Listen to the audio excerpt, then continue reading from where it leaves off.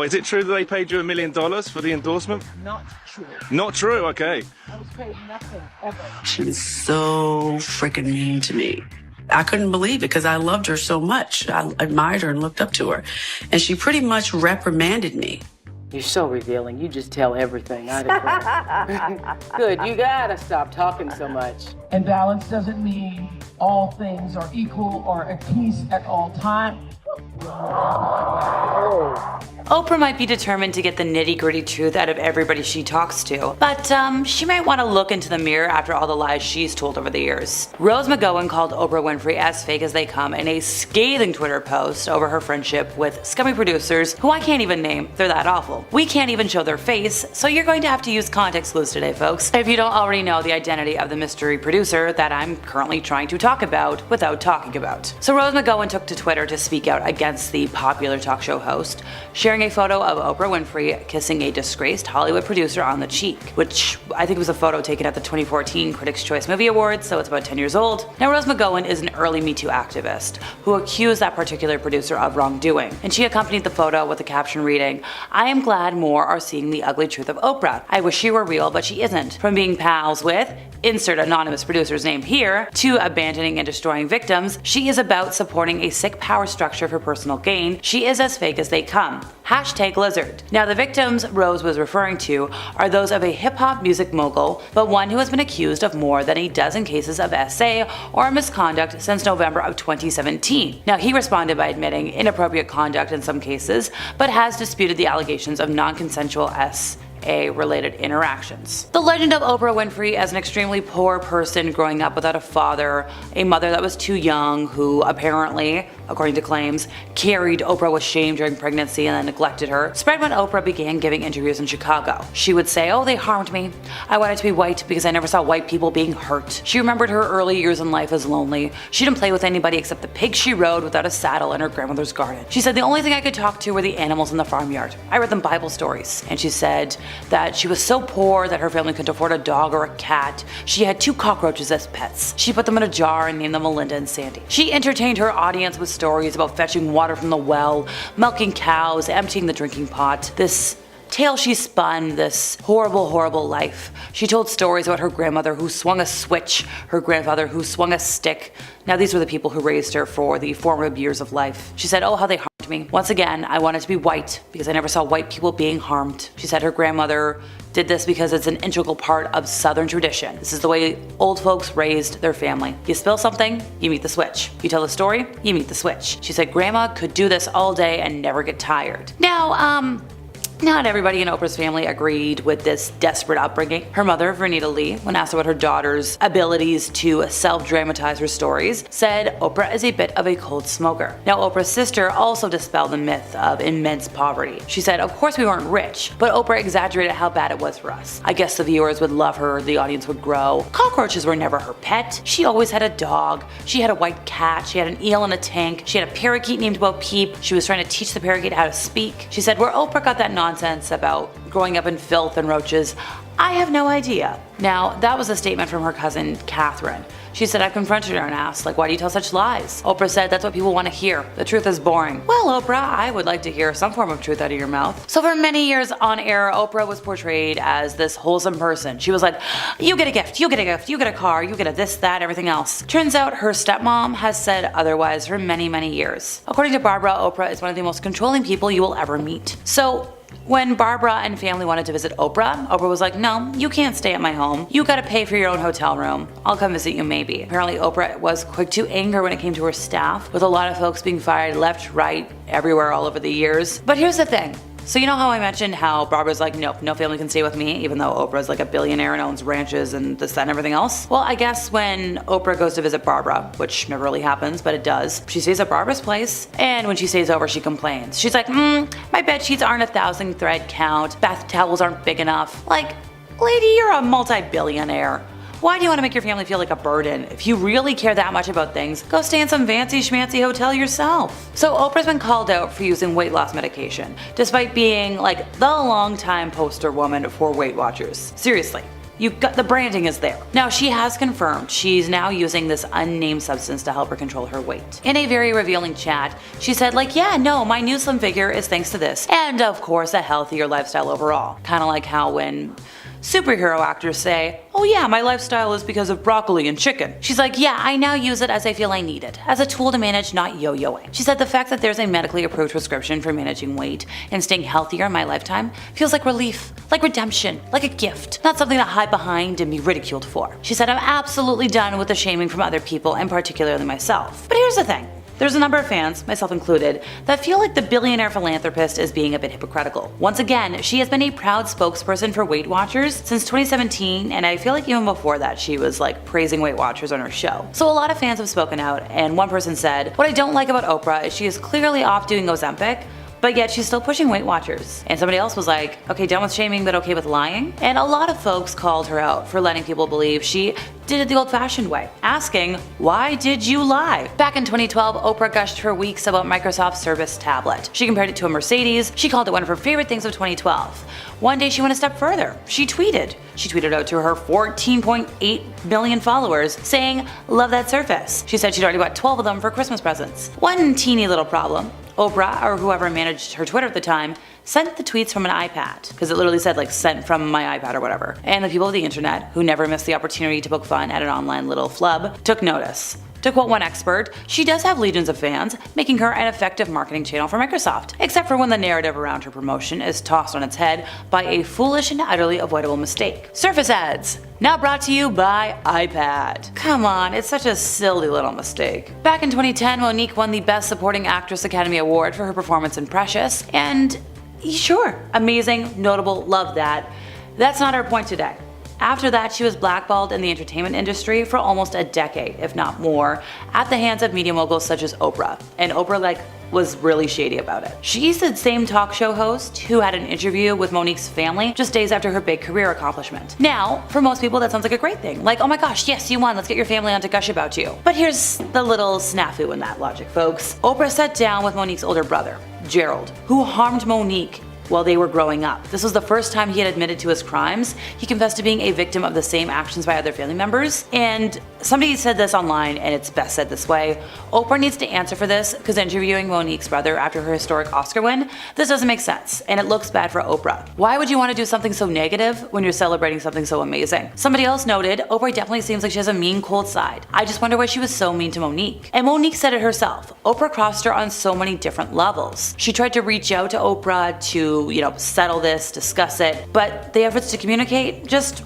weren't being returned. So, 3 years after that interview, Monique confronted Oprah at a celebration party for Lupita Nyong'o. And she said, and I quote, Oprah was sitting on my right. I turned to her and said, I need to talk to you. And apparently, this whole room went so quiet that you could hear a pin drop. Monique said, since you didn't want to return my calls, for whatever reasons, I'm going to say this right here. And she asked, Oprah, why did you invite my family on the show when we literally were not talking at the time? And Oprah tried to play it off. She was like, I had no idea your entire family was showing up. She's like, I didn't know anything about that. If I did anything to offend you, I apologize. I'm sorry. You're telling me this multi-billionaire didn't know something was gonna happen on her show? Sure. Oprah Winfrey has been connected to Diddy multiple times in the press recently, from being friends, going to parties together, and even being on her talk show together. Now recently, new footage was leaked from Diddy's parties, including Oprah in them. So, what's going on? Well, a source sent Page 6 a VHS tape that was sent out as an invitation to the mogul's 29th birthday party in 1998. It's a combination of celebrities inviting you to Diddy's birthday party. Starting off the video though is Oprah, which stands out a lot. Other celebrities seen in the tape include Ellen DeGeneres, Chris Rock, Mariah Carey, Magic Johnson, Will Smith, Ben Stiller, Joan Rivers, Steven Tyler, and Tommy Hilfiger. Now it begins with a strange home video style skit in which Danny DeVito's lying on a sofa under a blanket and says, "That's right, Puff Daddy is having a party, and this is Puff Daddy inviting you to come. Let's have a ball." Then the group of celebs take turns reading from a script detailing the date and time, exactly how fabulous and expensive the party will be, and then reading an address to RSVP RSVP to. They then say that the venue would be revealed later. Now that many people have seen this, they think the celebrities in the video were involved in Diddy's crime ring. They're all consulting their lawyers, one TikTok user said, and another wrote, "This is a whole videoed list of participants and accomplices." Yeah, it just doesn't look good for Oprah. Now, due to this being leaked, there have been claims that Oprah has fled the country. People have also said that the result of the presidential election has also affected Oprah's decision to leave the limelight. Kamala Harris had a lot of celebrities promote her and go to her rallies, and one celebrity who endorsed her was Oprah. But the Washington Examiner had reported that Oprah's media company, Harbo Productions, had received a fee from Harris's campaign for a star-studded live interview in September. Now the price tag, it was said that it was $1 million. Now this is just crazy and it has people upset at the Star.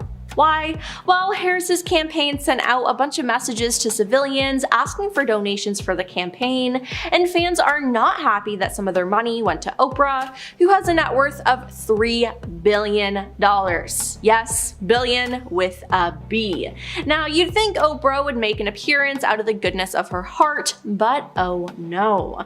One person on Twitter said, "Just embarrassing that anyone thought that Lady Gaga or Oprah were going to swing enough votes to justify this is insane." Someone else said, "All of this is so slimy and disgusting. At Oprah is so utterly repugnant." A third said, "Those performers should be ashamed of themselves. This is Trump-level grifting and is just one of many reasons you'll never see me donate a penny to a politician." Now, Oprah, though, has spoken out against this, saying, "Not true. I was paid nothing ever." Now, with this new information revealed, reports from the New York Times, citing two informed sources, revealed that Harbo Productions received nearly $2.5 million, rather than the previously estimated $1 million for the September town hall featuring Harris. It was then said that Oprah donated $150 million to the campaign, but that was false too. Nicole Nichols, a spokesperson for Oprah, told USA Today the show host had not donated to Harris's campaign. No donations to Harris from Oprah or her company Harbo Incorporated are listed on the Federal Election Commission website, a nonpartisan research group that tracks US political spending. Now, it's just a mess for Oprah right now, and this isn't the first controversy she's faced in recent years. This year, she's been called out for how she's spoken about losing weight and how she actually lost weight. Now, all throughout Oprah's career, she's been made fun of for her weight, and she ended up partnering with Weight Watchers, a weight loss plan company. Now, recently, Oprah lost a lot of weight, and she attributed it to Weight Watchers, but it was then revealed that she was lying. She finally revealed that she was using an unnamed weight loss medication, and that's how she was able to lose a lot of weight. So it wasn't the program that she had been promoting for all these years, which made a lot of people feel lied to. Now, a lot of people even claim that Oprah cheated with her weight loss. Then in 2024, Oprah decided to step down and stop working with Weight Watchers altogether. Many people are saying that she's a sellout and that everything she's ever stood for was a lie. While she did not specify the medication she's been taking, it's very likely that she's taking Ozempic or something Ozempic adjacent, which is all the craze with celebrities right now who are trying to lose weight. In 1988, she showed off her new slim figure by taking off an oversized coat and wheeling out a wagon holding 67 pounds of animal fat, the amount she had lost in less than 5 months. Now, this episode grew huge attention, earning the highest ratings in the show's history. However, years later, Oprah expressed regret about it, stating that it was simply an ego trip and admitting that she eventually regained all the weight. Now, Oprah is still receiving pushback from her Maui fund Now, Oprah is also still receiving pushback from her Maui fund she created with The Rock after a bunch of wildfires hit Hawaii in August 2023. It caused a lot of devastation in the community, so Oprah and The Rock created a foundation where money would go right into the pockets of those who were affected. It was a good idea for sure, but the problem people had with it was that the two celebrities only donated $10 million, and then they posted online asking everyday people for help. Now, this made people angry for a couple of reasons, but the main one was the fact that Oprah did not donate that much. As mentioned before, Oprah is worth $3 billion. I mean, she could have given every resident $100,000 and barely see a dent in her bank account. Oprah has always been about giving back to the community, but to some people, it felt like she wasn't helping as much as she could.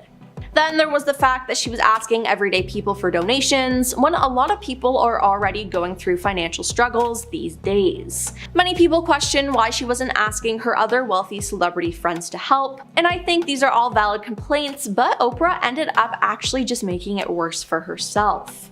All the online conversations, being slammed, lies, conspiracy theories really took the focus off what was the most important thing, and that was the people of Maui. Oprah and The Rock then thought about how they'd been giving to charity their whole lives and felt like starting with $10 million worked because it was enough to kick things off before opening the Maui Wildfires Fund up to people who wanted to help but didn't know how.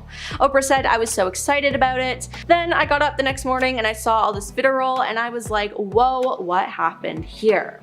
Yeah, now that honestly was not a good response at all. Oprah isn't exactly known for being a nice person, but Cindy Crawford, Elizabeth Taylor, and even the Olsen twins had interactions with her that left a lot of people feeling kind of awkward watching them. So when Oprah interviewed Cindy Crawford and Elite Model Management founder John Casablancas back in 1986, she had the model stand up so the audience could see her body. Well, when Cindy was reflecting on the encounter 37 years later on a show called The Supermodels, she was like, "Yeah, I was to be seen and not heard." And when you look at it through today's eyes, Oprah was saying, "Stand up and show me your body. Show us why you're worthy of being here." Now in the moment, Cindy didn't really realize and she didn't recognize it. And watching it back, she was like, "Oh my gosh, that was so not okay," especially from Oprah. When you consider Oprah's history with body image and how much of her platform has revolved around it, yeah, really not okay. When Robin Williams and Nathan Lane did a joint interview to promote The Birdcage back in 1996, Oprah brought up a lot of rumors about Nathan's sexuality, since he played an openly gay character in the film. Now at the time, he wasn't ready to discuss his sexuality publicly, so Robin thankfully quickly changed the topic by making it a joke. On a 2023 episode of Sunday Sit Down with Willie Geist, Nathan said, "I don't think Oprah was trying to out me." Alexa speaking, I think she was. But Nathan said to Robin beforehand, "I'm not prepared. I'm so scared of going out there and talking to Oprah. I'm not prepared to discuss that I'm gay on national television. I'm not ready." And Robin was like, "Oh, it's alright. Don't worry about it. We don't have to talk about it. We won't talk about it." And he mentioned how Robin swooped in and diverted Oprah and went off on a tangent and protected him because Robin was a saint. Loved Robin Williams. Never heard a bad thing about him. In 1988, Elizabeth Taylor playfully shut down Oprah's attempts to get her to address dating rumors, and Oprah teased her about her refusal to give a straight answer. Reflecting on the interview, which she called her worst years later, Oprah was like, "Oh yeah, it's painful to watch. For many reasons, including my bad hair."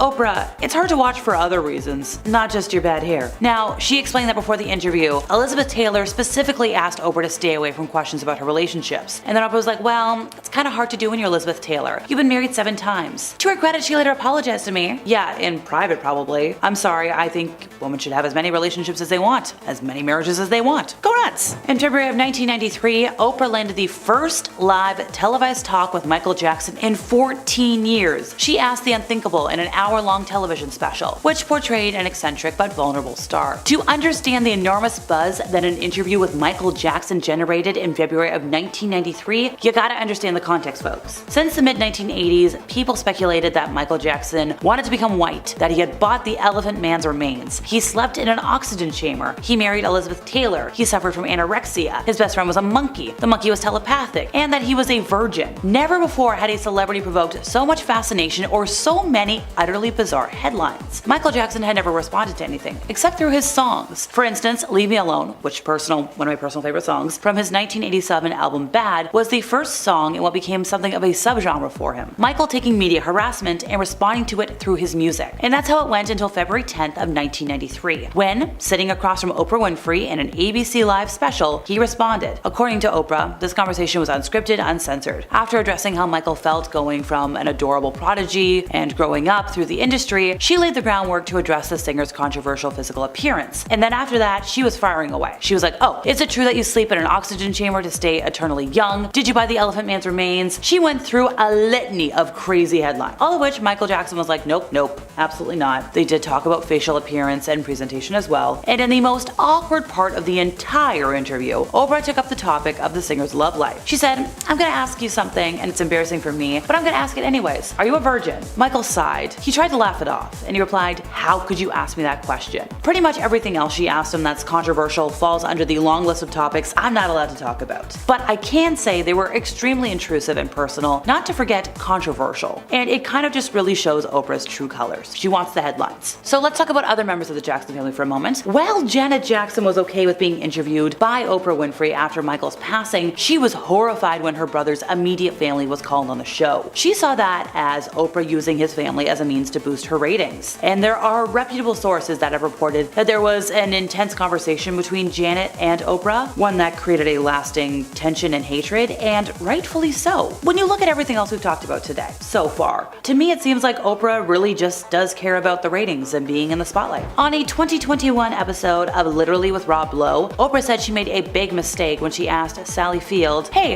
does Burt Reynolds sleep with his toupee on?" Then the actor went cold, and Oprah was like, "Oh yeah, I even say now, like I cringe to even think why I asked that question, but I asked it because the producers are like, you have to ask, you have to ask, you have to ask. That's what everybody wants to know." Well, Sally shut down and Oprah could not get in again. Look, I don't know. I'm not an interviewer, but I think there's a lot more eloquent ways that topic could be broached if you need to ask it. Yes, I know Oprah is not known for her subtlety. I think we've established that by now. But still, time to go back in time to 2004 when Mary-Kate and Ashley Olsen were the biggest thing in media, and Oprah had them on her show because that's what you do. They had a media empire. At the time of the interview, rumors have been circulating that Mary-Kate was suffering from an eating disorder. And later that year, she did spend time in a rehab facility to receive treatment for a health-related issue. Good on her for taking care of herself. But Oprah said, point blank, "Oh, I know there's a rumor that's recently surfaced that upsets you, right? You know, the one about eating?" Which also, the fact that it upsets you, maybe we shouldn't bring it up. And Ashley quickly jumped in to try and shield her sister, saying, "Yeah, you know, people are gonna write what they're gonna write. We try not to read the good or the bad because it just comes with the territory. Either you're too fat, too skinny, and people are just gonna write what they..." And she was interrupted by Oprah. She didn't give it a chance to finish it or try to distract. Oprah was like, "Well, what size are you, by the way?" And you could see both sisters looking extremely uncomfortable. And Ashley once again tries to deflect. She's like, "Size? Like we're both petite." And it's fair, they were very. And then Oprah was like, "Oh, that's so interesting." She's like trying to joke it off, the fact that she interrupted and is just being very pushy. She's like, "I'm obsessed with size." And you're like, "I really don't know." And then Mary-Kate pipes up because she knows that she's the one who needs to speak, sadly. And she's like, "You know, I really don't know. If we were obsessed with our size, it'd be like, I don't know, a different story." Like, take a hint, Oprah. Move on, find something else. Most recently, Toni Braxton took aim at Oprah, alleging that the TV titan was mean to her way back in 1998. Toni was having some financial problems, and Oprah was like, "We're gonna poke at this." She said that the chat on TV severely damaged her reputation because Oprah made some choice remarks about overspending, which was around the time when Braxton declared bankruptcy. So this all came to light in a taped interview for VH1. It was a behind the music special, and Toni said, "She was so freaking mean to me, I was in shock." And this is the funniest statement, folks. She said, "I hear you have Gucci flatware. I'm Oprah Winfrey and I don't have Gucci flatware." And Toni was like, "Well, you don't have Gucci flatware because you didn't want to buy it. It's not because you couldn't afford it." And Braxton was like, "Yeah, she made me feel this big." Like, okay, great. You don't have it. I don't have it. Big whoop. With all this new alarming news of Diddy coming out, people are looking back at his old interviews, and one he did with Oprah where he refused to answer a question is concerning to say the least. Now, Diddy has gone by many different names. His legal name is Sean Combs. He then changed his middle name to Love at one point. He's gone by Puff Daddy, Puffy, P. Diddy, and Diddy. Why all these names? It's honestly so confusing, but it seems like Diddy will never share why. Now, in 1996, under the name Puff Daddy, he released his first commercial vocal work as a rapper. He then changed his stage name from Puff Daddy to P. Diddy in 2001, and on August 16, 2005, he announced on Today that he was altering his stage name yet again. He'd be calling himself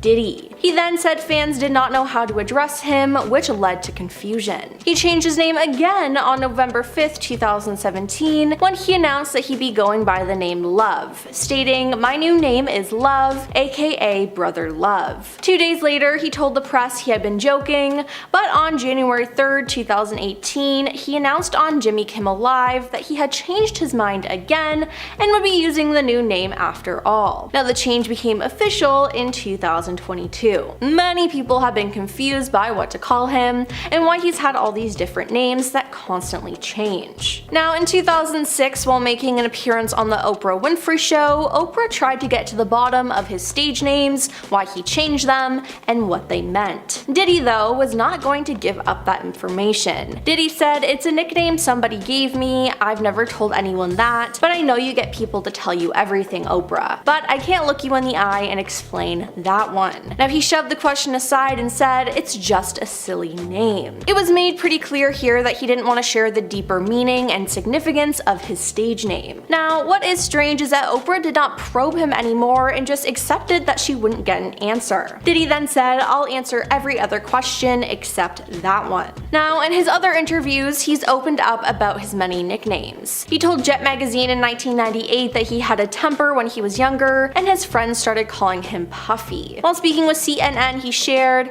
"I've had different name changes because I only just grew up in a neighborhood where everyone had nicknames. My first nickname was Puffy," and he said he was given the nickname Puff as a child because he would huff and puff when he was angry. Now, it seems like his name will remain just one more secret that Diddy keeps from the world. Now, I don't know why he's making it such a big deal though. It honestly makes him even more suspicious. I mean, why wouldn't he want to share it unless it was something bad, right? And of course, this isn't the first weird interview that Diddy has had. In 1999, he did an interview with Entertainment Tonight where he practically told us he was up to no good. He said, "They won't even give me a permit for the parties no more, but we ain't gonna stop. We're gonna keep on having fun, bringing people together from all walks of life. You're gonna hear about my parties, they're gonna be shutting them down, they're gonna probably be arresting me, doing all types of crazy things just because we wanna have a good time. Whenever you bring up a different element into people's environment, things that broaden people's horizons, people get intimidated," he added about the parties. "It's a lot of people out there that feel intimidated by it. It's cool. It doesn't make me feel any way special. It doesn't make me feel like a bigger person. It just makes me feel like I know how to throw a party." Then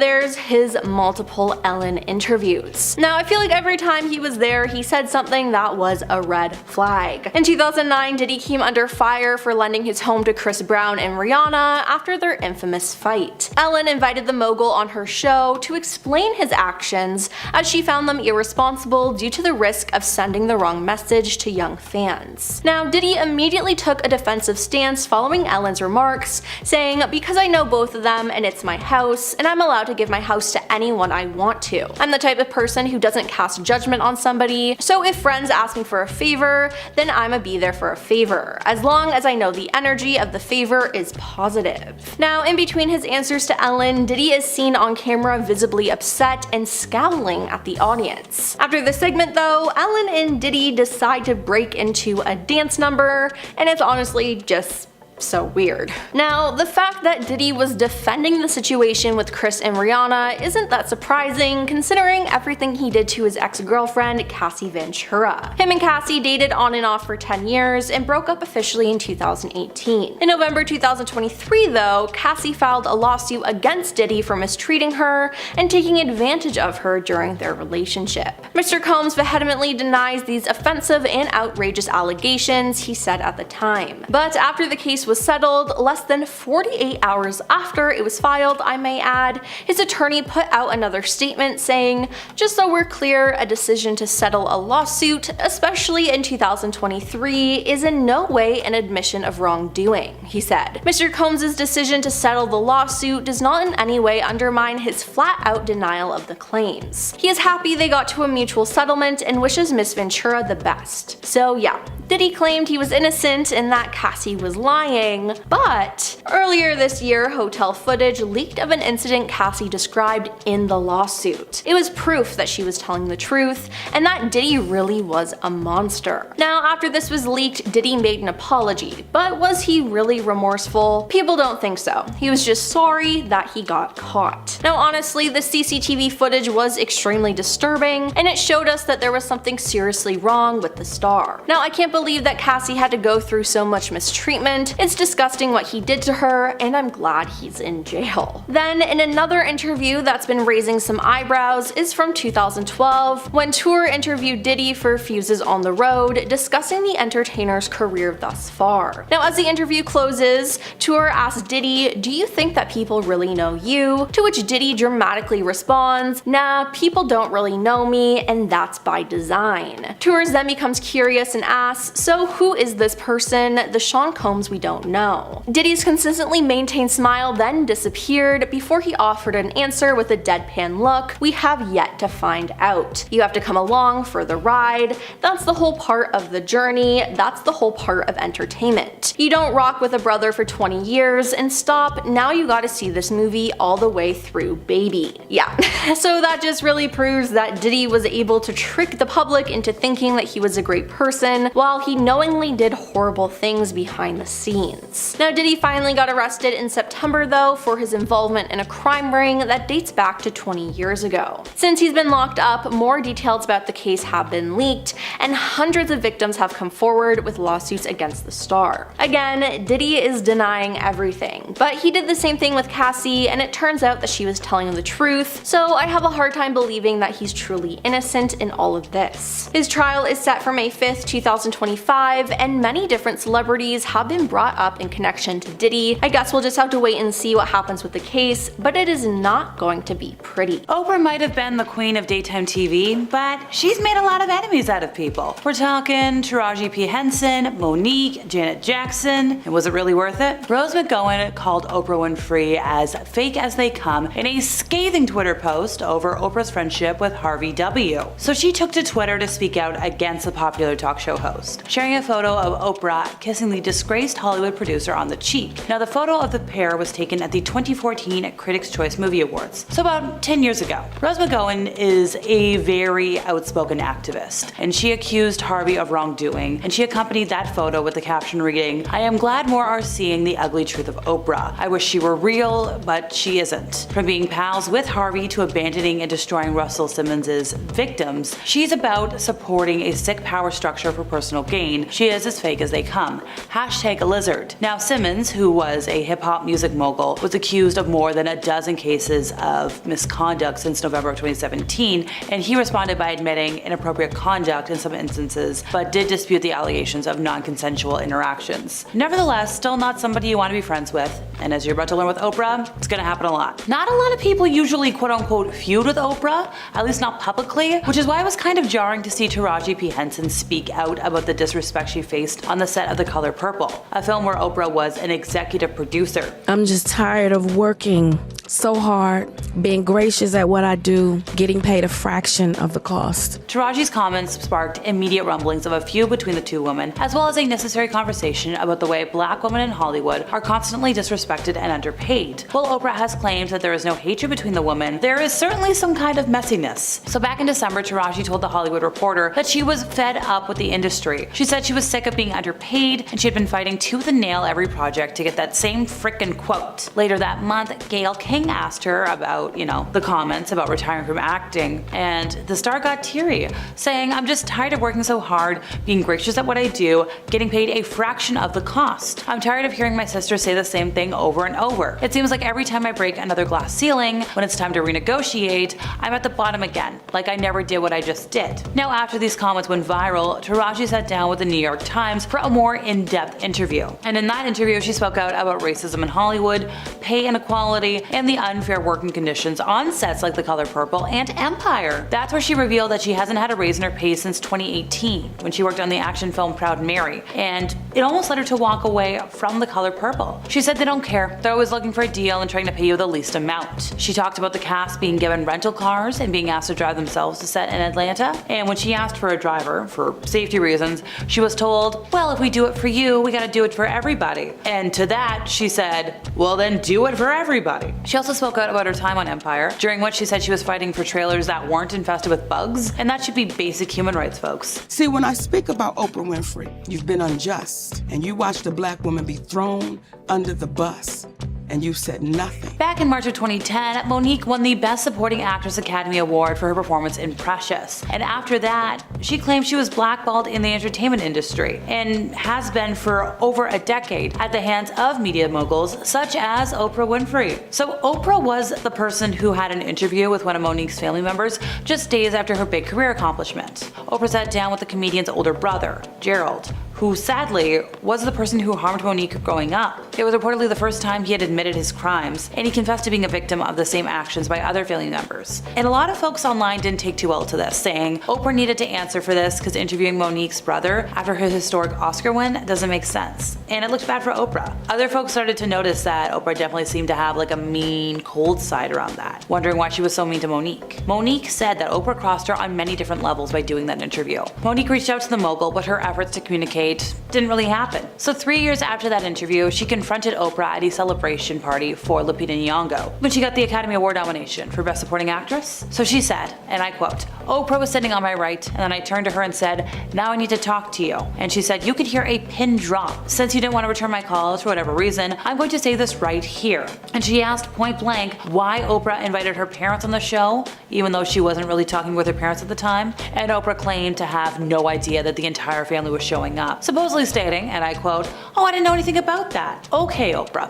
Sure." And she added on, "If I did anything to offend you, I apologize. You're telling me that the mogul who built her entire empire at the expense of exploiting people didn't know that she was doing this? Sure." Janet Jackson's beef with Oprah is pretty personal when you compare it to some of the other folks we'll talk about today. So while Janet herself was okay with doing interviews with Oprah, she was kind of horrified when her brother's offspring were called on the show. She saw this as Oprah using Michael's family as a means to boost her ratings. And there are sources that reported that there was an intense conversation between Janet and Oprah, and this caused a lasting feud between the two billionaires because Janet was horrified that Oprah was exploiting Michael's family just for views. During an appearance on the Jamie Kern Lima podcast earlier this year, Oprah talked about being body shamed by Joan Rivers. Now, to be fair, Joan Rivers wasn't exactly known for being cuddly, she was known for being controversial, but I digress. So this particular moment happened during Oprah's first appearance on The Tonight Show back in 1985. She had been invited on to discuss the huge popularity of her show AM Chicago, which was kind of, beating then ratings juggernaut Phil Donahue. The star said, however, that it wasn't long before the topic of discussion turned to her body. She said, and I quote, "Joan Rivers turns to me and then she says, 'Tell me why you're so fat.'" And it's like, okay, yeah, that's a bit of a controversial statement, but back in the day, wasn't unheard of. And Oprah was like, "This was on national television, and I didn't know what to do with that. So I just did like, oh, I love potato chips, Joan." And she went on to recall that Joan had replied, "Shame on you." And at the time, Oprah said like she agreed with Joan. And Joan was like, "I'll let you come back if you lose 15 pounds. You need to lose 15 pounds. And Oprah was like, "I just couldn't believe that she said that to me on national television." She accepted it though. She said, "I accept that I should be shamed because how dare me be sitting up here on The Tonight Show." So she and Joan agreed that Oprah was going to go away and lose 15 pounds. And of course, Oprah was like, "I didn't lose the 15 pounds. I went and ate my way to another 10 pounds. Oprah explained that she went to a health retreat in order to lose the weight, explaining that at the time, retreats were just called fat farms. But while she was at that retreat, she received a phone call from Color Purple director Steven Spielberg, who warned her against losing the weight. He said, "I hear you're at a fat camp. You lose a pound, you could lose this part." So Oprah said she finally let go of the part when she got the call. She said, "The instant I let it go was the greatest life lesson I've ever received because I physically felt the release." And well, as we all know, Oprah did end up landing the role of Sophia in Spielberg's film, which earned her an Academy Award nomination. Oprah came under fire back in 2021 for an interview that resurfaced from 2004, where she asked Mary-Kate and Ashley Olsen what clothing size they were. So at the time of the interview, rumors had been circulating that Mary-Kate was suffering from an eating disorder. And later that year, the actress turned fashion designer did spend time in a facility to receive treatment for a health-related issue. But Oprah said, and I quote, "I know in a rumor that's recently surfaced that's really upset you, right? You know, the one about eating." And then Ashley was quick to speak up to defend her sister, saying, "Yeah, people are gonna write what they're gonna write. We try not to read the good or the bad because it just comes with the territory. Either you're too fat, too skinny, and people are just gonna write what they..." And then Oprah interrupted, being like, "Well, what size are you, by the way?" And you could see Mary-Kate and Ashley both looking very uncomfortable. And Ashley tried to play it off, being like, "Oh, size? Like, oh, we're just both petite." And Oprah wasn't letting it go. She was like, "Oh, that's so interesting." And the audience was laughing. Like, "I'm obsessed with my size," and you're like, "I don't really know." And the girls piped up being like, "Well, like if we were obsessed with our size, it'd be like, I guess, I don't know, a different story." Poor things. Oprah Winfrey is now caught up in all the Diddy drama. She's been spotted at multiple events with the disgraced rapper, and they even appear to have been great friends. Now, they attended multiple events together, and Diddy even appeared on her show. Now, the interview was just straight up weird, if we're being honest, but now leaked footage shows Oprah and many other star-studded celebrities inviting people to Diddy's 29th birthday party. Among Oprah is Chris Rock, Ellen DeGeneres, Ben Stiller, Stephen Baldwin, and Will Smith. With this video being leaked, a lot more celebrities are being accused of being in cahoots with Diddy. It's crazy. Anyone I see here is a suspect to me, which I honestly gotta say I agree with. I think it's foul that not one person was staying away from him then, and supposedly they knew. No one was saying a word. Didn't he have some kind of big 4th of July party that anyone who was anyone would be at every year? Those people should be just as guilty accomplices. Now, only a minute or so of the footage was released, but it said that the whole invite video is 6 minutes long. Now, will the other half of the video ever see the light of day? No one really knows, but maybe it exposes sensitive information that would make Diddy and other celebrities look bad. Regardless, it's very strange, and the fact that Oprah was a part of it is a big red flag. You see, Oprah has a pattern of being friends with rich and powerful men who end up being disgusting monsters who get arrested. Now, Diddy is just the most recent one. I wish she were real, but she isn't. Now, Rose isn't the only person to call Oprah out on this, as her former friend Seal made a post when Oprah said that we should focus on the bigger picture instead of Harvey's crimes and his victims. He said, "You have been part of the problem for decades, but suddenly they all think you are the solution." He said, "Oh, I forgot, that's right. You heard the rumors, but you had no idea he was actually doing those things to young starry-eyed actresses. My bad." Now, Snoop Dogg has also made multiple posts calling out the star. You know it's bad when other celebrities and her past friends are calling her out. Now, if she hangs out with them, then obviously she's one of them, right? I mean, it has people thinking that she's not as good of a person as she has claimed to be her entire life. You see, Oprah was born in Mississippi to a single teenage mother and grew up in extreme poverty. During her childhood, the cost of raising Oprah became too much for her mother to handle, so Oprah was sent to live with her biological father. Since then, Oprah has come forward talking about how she had been mistreated and taken advantage of by her cousin, uncle, and a family friend. As a young teenager, and after suffering for years, she then ran away from home, and a year later she became pregnant. She then gave birth to a son, but he was premature and passed away only a few weeks later. Oprah has used this story to show her strength and to inspire people, but it seems like she might have helped continue the cycle towards young girls, which is just so upsetting. Now, Diddy's parties have been exposed as being evil, and many crimes took place there. Multiple sources have said what happened before 2 a.m. pales in comparison to what happens at 5 a.m., said a first source. Now, a second source who helped get guests for Diddy's white parties between 2006 and 2011 similarly told Us Weekly that high-profile celebrities would leave around 2 or 3 a.m. because they knew the party was going to take a turn. Girls would start to lose their clothes, and that was the signal for people to leave, explained the source, adding that's when the substances would come out, with benders lasting until 7 a.m. Now, the New York Post reported that these parties often concealed freak-off sessions that devolved into explicit encounters after the main events. An unnamed Alabama woman claimed in a suit filed in New York that in the year 2000, she was invited to a Video Music Awards after party by an associate of Diddy. There, she was mistreated by Diddy, while another male celebrity and female celebrity, neither of whom were named in the suit, watched until she was able to escape. Another, an unnamed male, accuser claimed to have been taken advantage of by Diddy at a party in 2022. The accuser alleged that Diddy offered him a drink and promised to help him launch his career. Now, besides being arrested for his crimes, Diddy has also faced other consequences. On Wednesday, October 30th, the decision was made during an in-person hearing where the city commission voted entirely to strip Diddy of the honor. Now, the key was initially awarded to Diddy in 2015 for his contributions to the music industry and his involvement with the Revolt Music Conference in Miami Beach. Amid his ongoing lawsuits back in June, city officials also rescinded October 13th as Sean Diddy Combs Day. Now this marks the second time Diddy has been stripped of a ceremonial key. In June, he returned his key to the city of New York at the request of Mayor Eric Adams, following the resurgence of a 2016 video depicting him mistreating his then-girlfriend, Cassie Ventura. Diddy's trial is set for May 5th, 2025, but it appears that other celebrities involved in the crimes are trying to keep their name out of the news. Ray J, who was friends with Diddy, has spoken out about how some celebrities are paying off their victims when it comes to the freak-offs. Now my question is, could Oprah be one of these celebrities? Just maybe.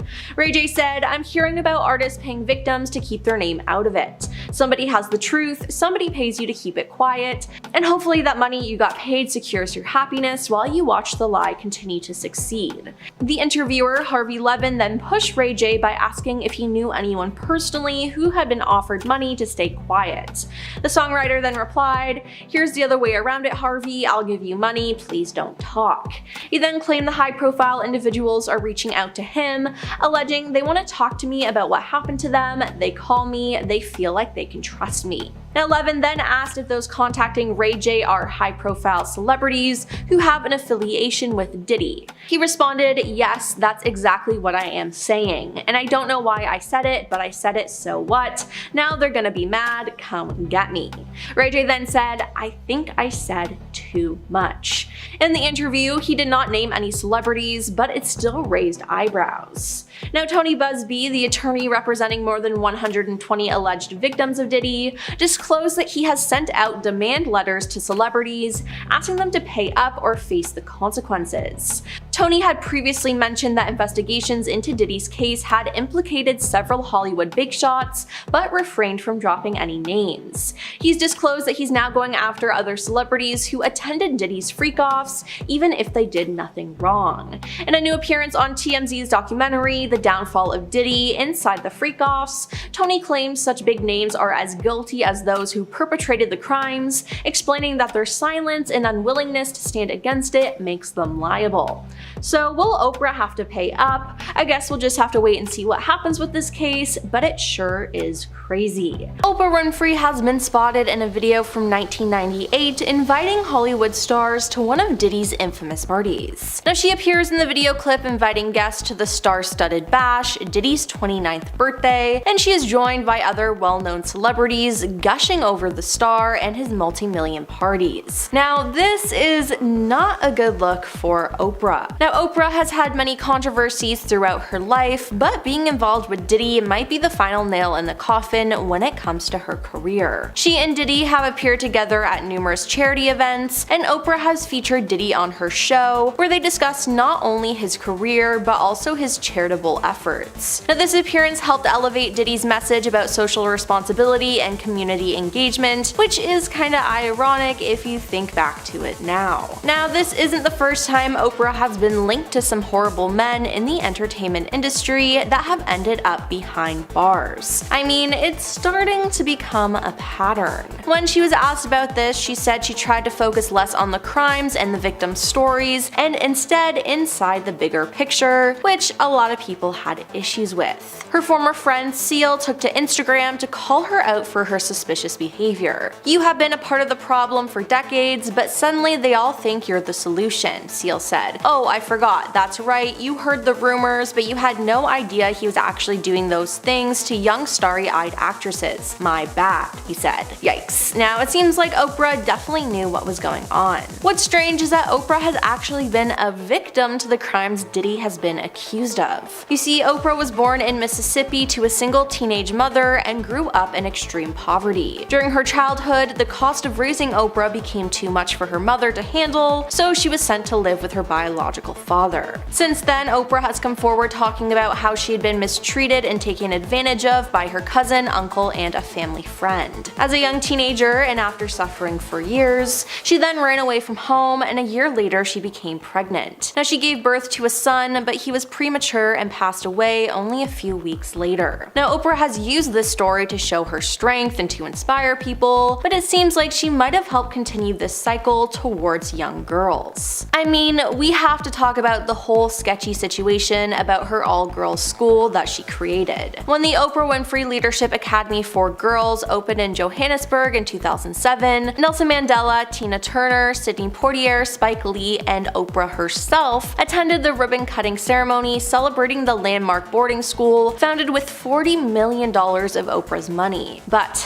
less than a year later, 6 of the 152 students who had been personally selected by Oprah to attend the institution came forward to accuse dorm matron Virginia Tiny McGobo of mistreating them. She was then arrested in November 2007 and released on bail, and she faced 14 different charges. "It has shaken me to my core," Oprah said of the returning to South Africa with a team of private detectives to investigate the allegations and personally speak with the girls. "This has been one of the most devastating, if not the most devastating, experiences of my life." Now it seems like she and the organization did not look into who they were hiring and how the operation was running. I mean, this whole thing could have been avoided. Now, following the first trial, Oprah was sued by the headmistress of the South African girls' school for defamation. She alleged that Oprah defamed her by implying that she covered up the mistreatment going on at the school. However, this case was later settled outside of court before an arranged trial, according to CNN. Now, that's not all that happened here though, as speculation of numerous missing girls from the academy have spread like wildfire across social media. Now, could Oprah have been taking the girls? That's definitely a possibility. Not to mention, parents also came forward with complaints about the school. In March 2007, some parents complained because they were only allowed to visit their children once a month, and the girls were only allowed to use their cell phones on weekends. One parent said, "It was a nightmare. We had only 2 hours to see my child. Surely this isn't a prison or an institution." Another mother said her homesick daughter was very upset over the rules. "Michelle phones me in tears sometimes, and then I don't know what to say to her." Shockingly, the school is still up and running, which is crazy considering all the scandals that have happened there. Then there's her canceled documentary. Oprah apparently spent a fortune to make sure the docuseries created about her never sees the light of day after clashing with Oscar-winning filmmaker and director Kevin McDonald over the project. As the Apple TV Plus deal was coming to an end, Miss Winfrey bought back the rights to her docuseries and has since decided to put the doc on hold, a spokesperson for Oprah told Page 6. In addition, another source said Kevin made the film, but Oprah didn't like it and he refused to change it, and Oprah has paid back her fee to Apple. Internet users reacted to the news that the documentary was putting on hold, and they were not impressed. Many questioned if Oprah was worried that some damaging information was set to become public. "Well, now isn't this sketchy?" one person wrote in Page 6's comment section. Another individual asked, "What is she afraid of or hiding?" Similar takes showed up on Twitter, as one person wrote, "What is Oprah hiding?" while another tweeted, "Oprah Winfrey shelled out a fortune to prevent a documentary release. Sounds legit, money talks, right? Not the truth." Yeah, I gotta say that this is pretty sketchy sounding. Then we know she's mistreated people in the past, whether it be celebrities, guests on her shows, or even her own stepmother. Yep, it was reported that she was accused of being heartless to her own stepmother after she was kicked out of the 5-bedroom South Nashville home she shared with Oprah's father for 14 years. Barbara Winfrey told Daily Mail that her life had been deliberately ruined by the talk show legend following a bitter divorce with Vernon Winfrey. "Oprah's a billionaire 3 times over, her help to live better than this," Barbara pointed out, adding, "She said publicly that she offered to sell the house and give me the proceeds, but that's a lie. She never said that. Oprah owns property all over the world, so there's no reason to sell this house other than to spite me. It's a personal vendetta," she said. Now, legal papers claim that Oprah was involved in a conspiracy to separate her father and stepmother and essentially make the latter homeless. "What she has done is nothing short of evil, but she doesn't scare me. Her actions cause me to disrespect her," Barbara said. Now, it seems like Oprah is always at the scene of the crime, and online users have been convinced about her downfall for years. One online user posted this on Reddit, and I honestly have to agree with it. They said, "Oprah Winfrey is not a hero, nor should she be considered a role model. Successful? Sure. A good role model? Not really. She's nice, and she's certainly not an awful person, but she also consistently promotes individuals on her show who peddle pseudoscientific nonsense to a massive crowd of guests and television viewers, Dr. Oz being one of the most famous examples. The willingness to promote this type of content either means claims that the Oprah Winfrey Network is unwilling to do background research into these guests and their claims, or that they will promote whatever gets them the highest view count, making it rather low value and possibly harmful to pretty much anyone who watches the show. Why would anyone look up to someone who endorses science? Anyone who does even basic research into some of the so-called professionals that come on the show would realize they're spewing absolute nonsense. I don't know if this is unpopular or not, but I feel like a lot of people look up to her and think of her as both a pioneer and a good person. I don't see it. Lazy, unhinged, and disconnected from reality, or lazy and opportunistic. That's how I see her and her show. Now, other people responded to this post in agreement, saying, "I noticed this about Oprah 20 years ago. Once you see her, you can't unsee her. She seems shallow, egotistical, self-absorbed, and all the rest of it." Another said, "It wasn't until I was older and seen exactly what her show was about in the 80s and early 90s, and seen she capitalized off making a mockery of her trauma. No longer a role model, just another rich person who snubs their noses at anyone who's gone through life as she has. Makes me sick, actually." While a third person said that she was just straight up evil. So, does Oprah have anything to do with Diddy's crime ring? I honestly wouldn't put it past her. If you haven't noticed lately, almost everyone has been hating on Oprah Winfrey. Why? Well, it has to do with past interviews, her beliefs, and her overall attitude. As we all know, the presidential election in the United States was last week, and Kamala Harris had a lot of celebrities promote her and go to her rallies. Now, one celebrity who endorsed her was Oprah, but the Washington Examiner had reported last week that Oprah's media company, Harpo Productions, had received a fee from Harris's campaign for the star-studded live interview in September. Now, the price tag, $1 million. Now that is just crazy, and it has people upset at the star. Well, Harris's campaign sent out a bunch of messages to civilians asking for donations for the campaign, and fans are not happy that some of their money went to Oprah, who has a net worth of $3 billion. Yes, billion with a B. Now, you'd think Oprah would make an appearance out of the goodness of her heart, but no. One person on Twitter said, "Just embarrassing that anyone thought that Lady Gaga or Oprah were going to swing enough voters to justify this is insane." Someone else said, "All of it is so slimy and disgusting.